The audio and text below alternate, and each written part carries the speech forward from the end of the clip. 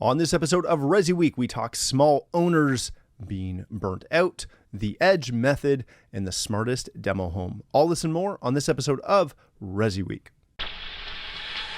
The network for the AV industry.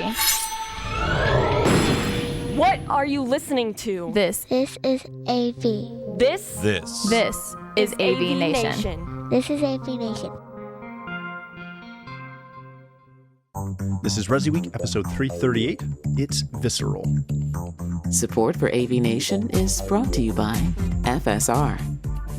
Welcome to this episode of ResiWeek. This is your weekly roundup of all the latest news and stories for the residential AV industry. I'm your host, Matthew Scott for AVNation.tv. And this week I'm pleased to be joined by two of my good friends. First, we have Katie McGregor-Bennett. She's the president of KMB Communications. How you doing, Katie? Doing well. Just having a midsummer night dream over here. It's a beautiful thing. Is it not snowing yet? Or is no, that next week? It's not. And unlike where you are, it's also not 100 and something with 100% humidity. It's finally cool today. Nice. Yesterday and today, but it's supposed to be getting back up into the high 90s and again. Yeah, I live in Canada where it's hot. It's stupid. Yeah. Then we have Avi Rosenthal. He's a partner at Blue Sav. How you doing, Avi? I'm doing well, thank you. I'm experiencing the crazy weather just as much. I was actually in Switzerland last week where it was 84 degrees on top of the Matterhorn, if you can only imagine, at the top, 10,000 feet, and it was 84 degrees. Crazy. But there's no such thing as climate change. Remember that. No, not at all. Why would you bring that up? You know I'll go down that wormhole. I know you will. That's why I did. Don't stop it. All right, we're going to kick this off not talking climate change as much as Avi really wants to. We are going to talk about a survey and a study that came to us from CE Pro. 72% of small business owners are feeling burnt out. No crap. Read through the article. They cover a couple of interesting things. There's a really good survey that came out of Podium, a tech platform that actually I've used in the past, highlighting specifically inventory shortages, the lack of separation from work and home, and challenging communications with customers. Never experienced that in my life. Essentially 7 out of 10 owners are feeling burnt out and annoyed, and 40% of owners are hesitant to hire due to rising minimum wages, and 42% saying there's a shortage of workers, which I think is unbelievably low, that percentage, considering literally everyone I talk to is hiring. So, Katie, let me start with you on this one. What can you do to manage this? Because I'd argue that the majority of the issues that they're talking about, minus the inventory issues, I've been dealing with long before the pandemic started. We can't use that excuse for it. I've had clients that don't respect any sort of boundaries for communications. We've always, as long as I've been in this business, have had an issue hiring. All of these seem to be a normal thing. You add the inventory issues on top of it and the general lack of common discourse that most customers and clients seem to have these days. Is there anything we can do to manage this or to push back, which is the one I like the most? Because I know you obviously deal with both sides of this a little bit from the PR side. Can we do anything to manage this, or is this just all on us individually to figure it out? No, I mean, I think there's a few things. I mean, ultimately, I guess it does kind of all fall on us to figure out a way to manage things so that the stress doesn't overcome your life and ultimately create health problems down the line. But I think what we're seeing right now is that everything is piling on, and the intensity of the pile is just overwhelming. And it's not that the things have changed or that it's a different stack of stuff that you're dealing with, but most people that I talk to, it's just the intensity of everything. We've always never had enough time in each day. We've always felt as though there's a pressure of family pulling on the professional. We've always felt as though the deadlines are looming, staffing shortages, all of these things. Inventory has never been so plentiful and robust that you could literally just, you didn't have to worry about it. It's just that everything has a massive intensity right now, and I think that generally speaking, most people's patience levels have unfortunately come way down, just because we're all dealing with so much. And we, during the dead years, as we like to call them, there was a bit of a pause button that was pressed. But for most of us, at least on the residential side, it didn't mean that the pace necessarily slowed to a stop. It just meant that our timelines got extended a bit, and now we're having to deal with picking back up the pace. But now we've got these additional, external conflicts that are creating a bit of a crisis for us. And I think, that's on the professional side. Personally, is I think that work-life balancing is getting ever increasingly harder to manage. And even in our AV yoga group, which has been kind of it's been a place for our industry to go and spend an hour a week just chilling out, recentering. That hour I'm seeing is not being protected like it used to be, and partially because there's executive pressure being placed on individuals for filling up every hour, every minute, and making yourself available as much as possible. Dinner times are getting encroached on again. Lunch times are getting encroached on again. The workday is starting earlier again. We're not seeing Flex Fridays like we used to, which used to be sort of that summertime where a lot of businesses gave their staff time to leave early on Friday afternoon or work from home on Friday. Like a lot of that has kind of disappeared, and there's just sort of a frantic nature to the pace of everything, and a lack of patience on anything taking longer than what each individual thinks should be an appropriate timeline, whether it's reasonable or not. And I think it's just, there's just a general sentiment of being so totally overwhelmed and not feeling as though you can take a breather, take a break. Even though we should absolutely be able to do that, it's just we're not, as a community, I think we're just not holding as firmly on to those, putting that stake in the ground and saying that I am going to take that time off and I'm not actually going to work through my vacation. I mean, quick raise of hands who worked through their vacation already if you've had time off this summer. It's what's a vacation? Right. Yeah, we'll talk about that on another episode. So that's another thing. That's a different problem. I was going to ask what a day off was, but and a lunchtime. No. Yeah, we'll have a remedial class for explaining some of those terms, but that's just how I see it. I learned the term working lunch and seemingly never forgot it. I didn't know it was supposed to be like a one-off, like you do it randomly as a working. Anyways, Avi, there is some technology that obviously can help with this in theory, right? In the article, they talk about essentially communication platforms where customers don't have to necessarily just call you. They can send a message, send a text, and you can hopefully respond to that quickly, but also put some framework around that, what that's going to look like. In this world, whether you deal with ultra high end or mid market or low end, it really doesn't matter. Most consumers have this idea that they have a guru or a concierge in the industry that is helping them with their tech. And by that means, just like they feel in a hotel where you pick up that phone and you call the concierge, and it doesn't matter what time of day it is, you expect a response. We've kind of built that ourselves. Can we walk that back as an industry without being rude like I am, where I just say, no, I'll respond to you on Monday? Yeah, exactly. Go away. Yeah. It's the weekend. No. So I think that those technologies are actually a double-edged sword. So although they make it much easier for your client to reach you, they put the pressure on the professional to feel that they have to answer right away. So, the good news, bad news of having a smartphone that has great connectivity and email and things in it is you're always looking at it and you're never taking the time to sort of break away from it, instead of taking a natural pause and saying, okay, at the top of the hour, I'll deal with that. As it comes in, as you're sweeping sand into the ocean, you're continually answering those questions. Now think about that, because that's really what you're doing. There's a constant flow. And the technology was supposed to meter that flow, but essentially what it's done is it's created a situation where that flow is constant.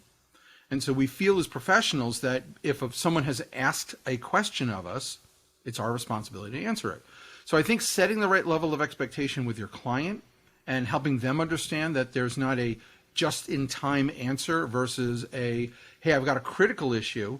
A lot of the work that I've done over the years has been in the security business, and that's really when it's mission critical. If you've got a break-in or you've got a water sensor going off or something like that, you've got to respond right away. However, if you have a client who's asking you a question about the connectivity of their television, or they've got a little bit slow internet access at the moment, there's a prioritization, there's a triage that has to occur in the way that you answer those questions. And I think that the technology has done a really great job of connecting us, but then done a very poor job in the triage of those incoming requests. And so, I would also talk about life-work balance and the interference and intrusion into the dinner hour and things of that nature. I also think it has a lot to do with the pandemic. Not that the pandemic is the panacea of fixing everything or breaking everything, but I think we got very used to the idea of this constant workflow ebbing and flowing while we were in our homes because we couldn't go and do other things. I myself, for instance, just took the first vacation I had been able to take since before the pandemic. And it's very hard to break away. Now, anybody who knows me knows that I'm always available anyway, and I'm not the type to break away. And we were in Europe, and the time difference, I used it to my advantage. Everybody went to sleep, and I was on my email, right? Okay. But the difference now is that, for the last couple of years, I've been in my home. I've been in my office. And so you got into this rhythm of, well, I might as well answer the question. I'm not going anywhere anyway. But now I am going somewhere. And so I think we have to sort of readjust the expectation of the client who was also sitting at home, not having to go to their office. Questions would bubble up and they would ask them. So I think it's the pendulum swinging more in the other direction, right? I think things will level out. And I do like the concept of the fact that the technology is making it easier. We now have to start to use this technology for triage, not just for connectivity. Yeah, that's a really good point. All right, let's change topics for a moment. This is an article that comes to us from Residential Systems and a good friend of the show, Mr. Henry Clifford, Leveraging the Edge Method. Go read through the article. Henry, it seems, spent 2 weeks in the backcountry of New Mexico. Just camping, though. There's other things I would do in New Mexico. On top of that, I'd camp with other things. Katie knows exactly what I'm talking about.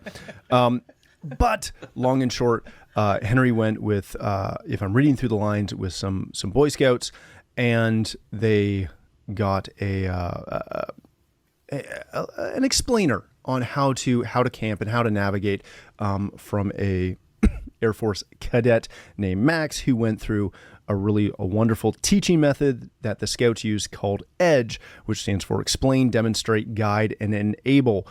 Essentially, you explain by, believe it or not, explaining how things work. Then you demonstrate how they work. Then you guide the participants in how those things work on that skill. And then you enable by stepping back and adding feedback as you go. Henry asks, at the edge of this is how you would implement EDGE in your company. And Avi, I want to start with you on this. We bemoan the fact that we don't have enough people in the industry. And then when we bring people into the industry, typically, and I'm using a really wide, brush here, but typically we kind of just throw them in the deep end and hope that they figure out how to swim pretty quick, or we kick them to the curb. There are a lot of good training programs through CEDIA, through the buying groups, et cetera, et cetera, et cetera. But I'm going to challenge that as a lot of times that's kind of still just throwing them in the deep end. You're giving them a tablet or a phone or a computer and saying, hey, for 2 hours a week, work through this course and hopefully learn something, knowing that the majority of us who are in the business, we're hands-on learners anyways. Are we doing a good enough job? Are we excelling at training the next generation? Yeah, the simple answer is no. Thank you. It's a problem. It is a problem. So that's all I have to say. No. So it is. So let me go back just a little bit. All right. So I read the article. First of all, it's a great explanation of the EDGE method. I was not even aware of the EDGE method, but it turns out that me and some of the other folks that I know in the industry have been following it, although we didn't know it had a name, right? So there's a different way of doing things. I think it has a lot to do with certain people's personality. I tend to be an explainer, a talker, and so to me it was a natural way to train my guys back in the day. I also, look, nothing against Avixia and CEDIA and everybody else who has training programs, but in my mind, those training programs are only the first E, right? That's the explanation. So if you take somebody raw off the streets and you put them through training, that's not the catch-all because now they've been explained the concepts, they've been shown the concepts maybe, but every integrator has their own methodologies, their own shortcuts, their own, ways of doing things. And so when you get them back from the class, don't expect that they're going to just hit the ground running and know exactly what to do. It is then, in my world, I used to pair a veteran and a beginner together as a team, and then they would swap places, right? So you'd have the veteran out there, he would be the guide, you'd go through the explanation process in the office, bring them up to speed. When I was in integrated, we didn't have a lot of the great training classes that you have now. It's one of the reasons why we worked on a really old program called DHTI, which nobody remembers, but I was actually a part of way back in the day, was to do that first E. And then you bring them in and you do the D, and then you guide them through. What I think, especially in this tight employment market, right? I mean, everybody is looking to hire. I just had another client today, their lead engineer in the middle of a project jumped ship because he got a better offer from the competition down the street. It's happening every single day. It's part of the work-life balance, to go back to the other question. It's about what they are able to accomplish as employees within your organization. And it's also how much you're empowering them. So not to shift away from the edge concept, because I think it's important, but I think it all rolls into how comfortable your employees feel with the job that is put before them each and every morning. If you follow this kind of method and they feel comfortable in the fact that they can achieve the goals and accomplish the project you've given them each day, they will be much more satisfied in their job than if you throw them to the wolves, so to speak, or in the deep end, or whatever metaphor you want to use. And at the end of the day, they feel like maybe they accomplished it, but it was a struggle all day. And so they go home, really grumpy because they had to struggle through all day. So I think this method, it's a great article. I would also recommend that everybody take a read. I think it's a very easy thing to implement within an integration environment. Katie, one of the issues I see with this is, and not with the process, don't misunderstand, but with the concept of integrators needing to train.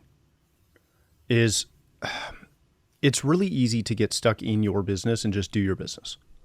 It's a little bit harder to have this bigger breadth of concept and say, hey, I've got a business and I'm willing to invest time, because that's really what it is. You have to invest a obscene amount of time to train someone up, especially internally.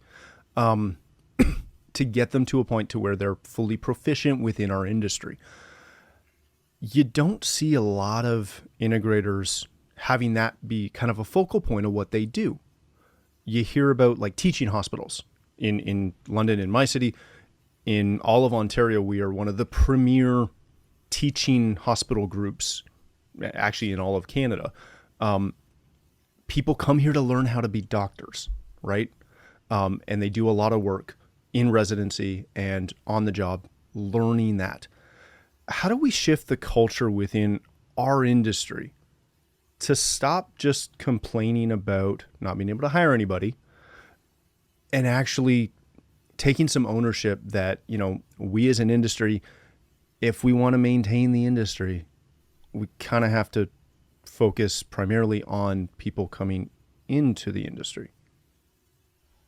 Yeah, it's that notion of residency. I think that's it's a really good one. If we could take something from another industry and pull it into ours and have it take root, that I think would be one of the most valuable ones to do. And I think, Avi, you touched on it with putting a veteran and a rookie together. Similar concept, but there's learning how to do the different aspects of each job, technical or otherwise. But then there's also learning how to do each individual business's nuanced way of doing those tasks and delivering the end result to the client. And I think when you try to jumble those two things together, the training process becomes convoluted. I think it becomes overwhelming to the applicant, and that things are going to get missed just simply because you're trying to discuss the nuance of how a particular business does a particular thing, as well as just how to get that particular job done. And get in, get out, get paid is a lovely sentiment and something that we all should be striving for. But there's an appropriateness and a proper proper way of doing things that ultimately make sure that what you're getting paid is the right price and is going to provide value down the road for both the business and the client. And I think that there's just taking the concept of residency and applying it to integration or any of the businesses within our community, I think really makes a lot of sense. Is that going to be easy to do? No, because time is money. And, creating this environment of a residency that impacts the bottom line, I think, that's going to be the greatest challenge. But what you put into it is what you're going to get out of it. And so if you put the time into your applicants and really nurture their training and take the time to show them not only just how to do the job, but how to do the job the way that your company does it and why. For me, it's always, why things are done the way that they're done that have the most impact on me. And I will retain that much more. And that's just the sort of learner that I am. But I think that, when you're talking about the next generation and the younger generation, answering that why throughout the day really kind of needs to become part and parcel of the conversation, because without the why, then it just becomes a do the thing. And the do the thing gets monotonous, and particularly when you've got a demanding client or when things start to go south for whatever reason, products not working together where they used to work together just fine yesterday, having a little bit more meaning and context definitely will help everyone get through the challenges and create a much more positive outcome. So, again, I think it's a great concept. Can we do it? I think we have to commit to doing it, and it does, kind of come with some common curriculum that I think, the association certainly can provide, and providing some groundwork for how does a residency model take root. You've got bigger brands with manufacturing, for instance, that perhaps they could start to open their doors to the industry a little bit more, and just, providing some level of context for how products are made, why they're made the way they are, and ultimately what they do then is based on how they're manufactured. Just as an example, just, kind of throw out here, is it reasonable to expect that's going to happen by Sony tomorrow? Probably not, but there's a chance. Wouldn't it be cool? It's interesting too. Yeah. And I just want to mention this before we go on to the last story. We work with an electrical partner here, and like the electrical industry pretty much everywhere, you go through a journeyman to master process, and you work side by side. But one of our electrical partners, their primary thing is training young electricians, and you are guaranteed that anybody who's a journeyman will have somebody with them that they're training, and on more complicated projects, a master will be training that journeyman. And they charge a little bit more because there's always somebody there, and they spend the entire time explaining what they're doing as they're going through whatever they're doing to whoever's with them. And it's like going to a teaching hospital. Yeah, but it's part of their story too. It's a big part of their marketing, is that, hey, we're helping to develop this. So when I come and have to then pass that bill on to my clients, we talk about that story a little bit too. And it's a really good thing because everybody's heard about it. Everybody's heard about the shortage in skilled trades. All right, let's hit this last story of the day before we go. This comes to us from Technology Designer, the smartest demo home. This covers an interesting story actually about a good friend of the show, Mr. Bronner from Pro Audio Georgia. When he expanded into the Carolinas, he bought a house in the Carolinas and outfitted it as a full demo house that, again, when they're working in the Carolinas, they can stay there as well. But it's a full breakdown of what they did to essentially take this home that's on par with a lot of their customers' homes and fully reno it to the full extent that's possible. Katie, I want to start with you on this. This is one of those articles that's kind of like, it's kind of the dream article that every integration company wants, right? It's a real big case study. It covers a lot of highlights of all the cool things that we do in the business. How do you go about writing that, getting press for that? Is there a methodology to achieving that? And then once you have it written, how do you market it? Well, the easy answer is just call Katie, and that. Oh yeah, of course. But And phone lines that are was a all open and shameless operators plug. are standing by. Yeah. I mean, if I didn't say KMB Communications comes to mind. No, but this is exactly the kind of story that the press are looking for, particularly in the trade side. These are the type of application-based stories that really resonate. And you can put out a press release about a product and say everything that it does and everything that's going to do and all the brands that it works with.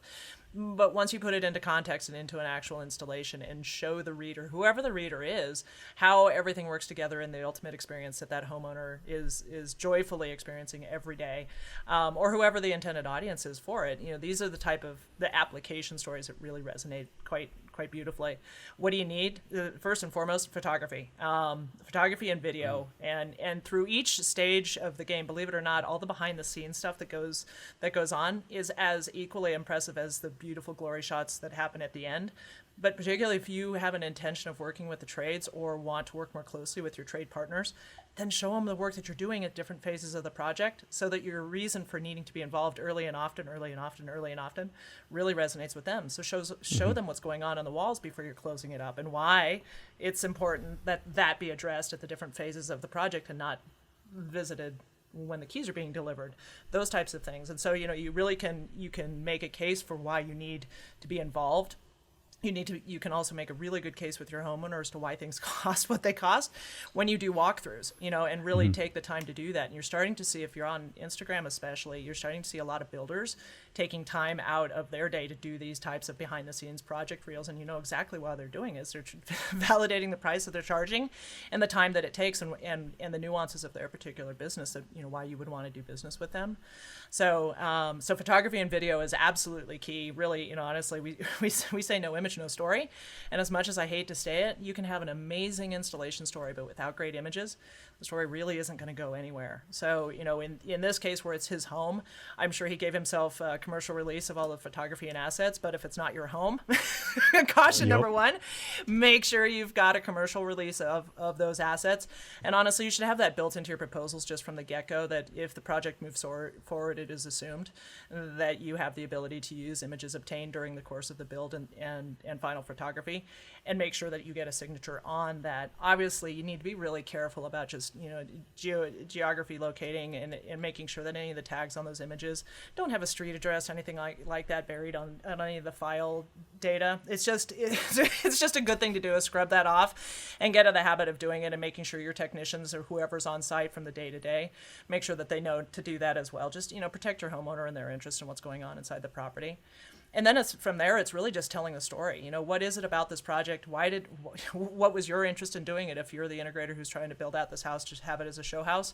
Why are you doing it? Why did you pick this particular street, this particular neighborhood, this particular type of construction? And then talk about the products, and particularly, why you chose the products that you chose. Obviously, you have a relationship with them if you're an integrator and you're putting this project together, but tell that story, because on the other side, most people don't understand that. And what they do get fed a lot is this, the smart home isn't smart. DIY smart home kludgy together, nothing works well. That's unfortunately the type of story that they see in the Wall Street Journal and the New York Times. If we can do a better job of telling the story from our side of the fence, it actually shows when you put the right products together and you professionally install them and configure them, you actually can have a really amazing home that is technology driven, but probably you're not even experiencing most of the technology until you stop and take a look around the room. Mm-hmm. We need to be telling those stories more often, and we need to control the narrative. It's one of the things I like to say the most, and we just don't do it enough. So these types of projects really, really do a great job of providing the ultimate marketing assets that you need to get in front of a consumer audience, in front of your trades. And the media love these stories, and particularly if you're the one who's behind the build, even better, because you can speak with expertise in every aspect of it, and you're not leaving that person in the media wondering, needing more information and waiting for answers. You've got them all. So if that's something that you can do, and take the time out of your day to do it, great, absolutely encourage it. If not, there are companies like mine and like others that do this all the time, and this is we're storytellers. Our industry loves to listen and look at stories. So it really is quite easy, but no images, no story. Yeah, good point. Avi, what's the benefit of, and again, depending on where you are, the market may or may not allow this, but what's the benefit of purchasing a show home versus just getting an office and trying to, build a vignette within it? So we used to do this back in the day, believe it or not. When I had my integration firm down in Florida, we actually did, when we were doing condo work, we would buy a condo in the facility and deck it out, and then we would resell it afterwards. We also did it with a home, and then my very first showroom was my own house. Used to drive my wife crazy, but we would have people come into the house and check it out, because it's very difficult, especially back then. Now it's getting a little bit easier, but it's difficult for people to visualize exactly how the technology is going to impact their lives.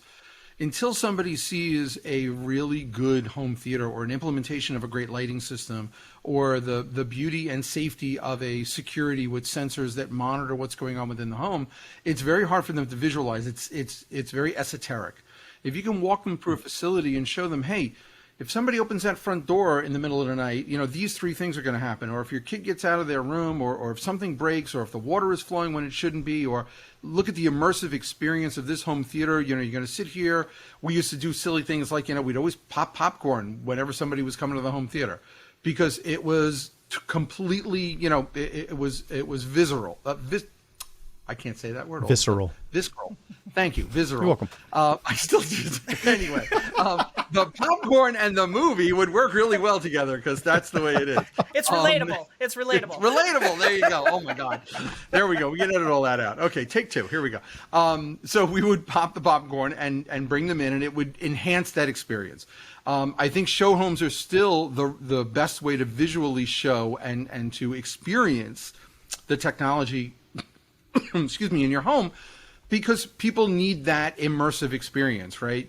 People need to understand it. And what, the guys down in Georgia are doing in North Carolina, it's being replicated in lots of different places. But I think the fact that he took the impetus to buy a house, outfit it, spend the money, he will see a return on that investment much greater than he would have if he had just rented, an executive suite and tried to jam something into some office suite someplace. Yeah. And the other thing that you can't you can't talk about enough is the fact that every single home buyer, if you're dealing with production homes or custom homes, every single home buyer has to be shown that technology.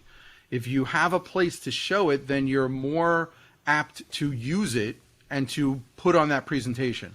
If you're just doing it from a book at a table, or if you're just doing it from an office suite someplace, it's less impactful, and it's much more difficult to convince the home buyer to come in and see it, because it's no longer an appointment.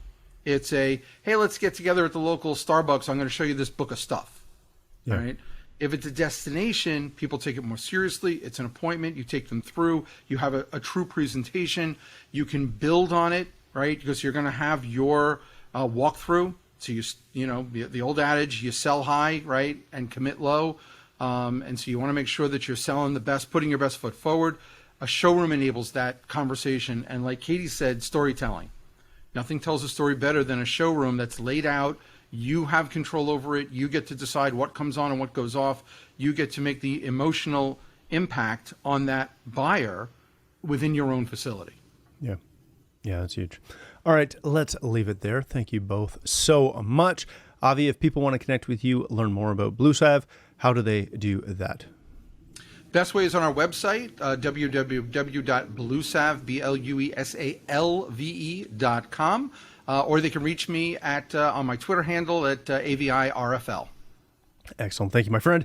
Katie, if people want to connect with you, learn more about KMB Communications, where can they do that? Yep, I think if you seek and find KMB Communications across the social sphere, we're on all platforms. Our website is kmbcom with 2ms.com, and you can find me, Katie McGregor, or Katie McGregor Bennett, some variation thereof as well. But always happy to have the conversation. Excellent. Thank you again for joining us. If you'd like to connect with me, you can find me on Twitter at Matt D. Scott and most other social platforms. But more importantly, please visit AVNation.tv, where you'll find this show as well as a wide variety of other shows with all the verticals that we cover. When you visit the website, please take a moment to check out our supporters. We are extremely thankful for their support and ask that you check them out as well. Thanks again for watching. That's all the time we have for this episode of ResiWeek.